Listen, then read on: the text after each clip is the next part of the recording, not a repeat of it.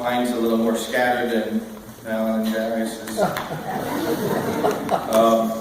The one thing I wanted to say is that my father's melodies, they're been the melodies of my life.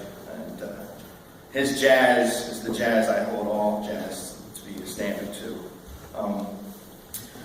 I respected him so much as a husband to my mother, as a father to me and my brother and sister, as a friend to us, to his friends as well.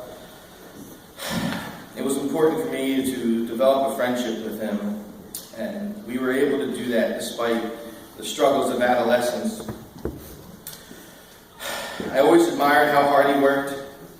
It seemed like he worked 7 days a week, but I also felt like I saw him multiple times a day. He always had time for us. He always had time to make sure he got to all our games. He always had time, even after a long day of work and playing a gig, to make it to my open mic nights that I hosted. Sometimes he'd play, sometimes he would just hang out. I don't know how he kept it up. It was amazing, and it was a great example for us to take.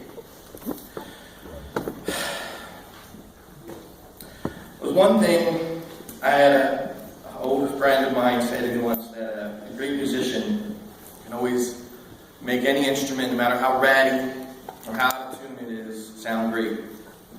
My father came to play at my high school one time, one of a few times, and one time he came as a solo act, and they gave him this piano. It was so out of tune. Every kid in the school had a little bit of music experience, so most of them knew that this piano was out of tune as well.